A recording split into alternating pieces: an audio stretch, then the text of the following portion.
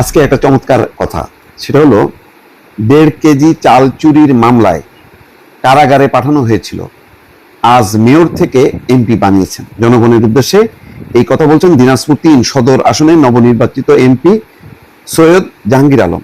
তিনি বলছেন, মাত্র 1.5 কেজি চাল চুরি সহ নানা মিথ্যা মামলা দিয়ে কারাগারে পাঠিয়েছিল, অর্থাৎ শেখ হাসিনার সময়। আজকে আমাকে মেয়র থেকে এমপি বানিয়েছেন, আমার অনেক দায়িত্ব, জেলা রাস্তাঘাট সংস্কারের বিষয়টিকে গুরুত্ব দিয়ে কর্তব্য কাজ শুরু করব। ভালো কথা বলেছেন তিনি, অর্থাৎ তিনি স্মরণ করেছেন মাত্র 1.5 কেজি চাল চুরি সহ নানা মামলায় তাকে, যখন তিনি মেয়র, এই মামলা দিয়ে তাকে কারাগারে পাঠানো হয়েছিল, সেই মেয়র থেকে তিনি আজকে এমপি হয়েছেন। এটা কি সবাই মনে রাখবে কিনা আমার সন্দেহ হচ্ছে, কারণ 209 জন আরো স্বতন্ত্র মিলায় টিলায় আমি দেখছি যে 220-এর উপরে বিএনপির এমপি সংখ্যা, বিশাল মন্ত্রিসভা। এখন 15 বছর বলতে গেলে অভুক্ত বিএনপির নেতা কর্মী এমপি সবাই। এই যে ক্ষুধার্ত একটা অবস্থা, তাদের অনেকে টাকা পয়সা নেই, ব্যবসা বাণিজ্য নিঃশেষ হয়ে গেছে। এখন এই যে সুযোগটা, এই সুযোগটা কিভাবে তারা কাজে লাগাবে, এইটা অনেকে যেটা করতে পারে সম্ভাবনা বেশি। গত 15 বছরে তো লুটপাটের রাস্তা আওয়ামী লীগ দেখিয়েছে, সেই লুটপাটের রাস্তা ধরে বিভিন্ন জায়গায় এমপি মন্ত্রী নেতা কর্মী ক্ষমতাসীনরা তারা দাপট দেখাতে পারে, তারা আবার সেই পথে আবার সম্পদ অর্জন করতে পারে। তারা বলতে পারে 15 বছর আমরা কিছুই পাইনি, এখন আমরা সেটা উসুল করে নেব। আবার এই যে সৈয়দ জাহাঙ্গীর আলমের মতন মানুষরা, তারা যদি মনে করে যে 1.5 কেজি চাল চুরির জন্য আমাকে মেয়র হিসেবে কারাগারে যেতে হয়েছে, সেই জায়গা থেকে আমি আজকে এমপি হয়েছি, এই কথাটা যদি স্মরণ রাখে, অর্থাৎ 15 বছরে তাদের উপর যে নির্যাতন জুলুম হয়েছে, সেখান থেকে ভালো শিক্ষা না নিয়ে যদি খারাপ শিক্ষা কেউ নেয়, তাহলে বিপর্যয় হবে।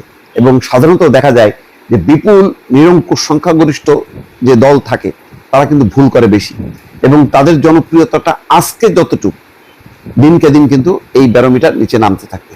এই যে নিচে নামতে থাকবে, এটাকে আপনি কতটা সামাল দিয়ে, এই যে সৈয়দ জাহাঙ্গীর আলমের মতন ব্যক্তিরা, তারা যদি সত্যি সত্যি এই ব্যারোমিটারটা উপরে রাখতে চান, তাহলে শুধু এক জাহাঙ্গীর আলমকে দিয়ে হবে না, অসংখ্য জাহাঙ্গীর আলমকে প্রতিজ্ঞা করতে হবে। কারণ 220টা আমি বললাম স্বতন্ত্র মিলায় এই এমপি, তারা তাদের নির্বাচনী এলাকায় যদি সুশাসন প্রতিষ্ঠা করতে ব্যর্থ হয়, এবং এর অর্ধেকও যদি এলাকায় এলাকায় দানব হিসাবে তারা আবির্ভূত হয়, তাহলে কিন্তু বিপর্যয়। মনে রাখা দরকার, এই ক্ষমতাসীনদের পেছনেই আছে কিন্তু জামাত এবং এনসিপি। তারা কিন্তু বিরোধী দল হিসেবে আস্তে আস্তে জনপ্রিয় হবে, কারণ সরকারি দল যেহেতু ক্ষমতায় থাকে, ভুল তাদের বেশি হতে থাকবে, এবং যত ভুল হবে সেগুলো কিন্তু ক্যাশ করতে থাকবে জামাত এবং এনসিপি।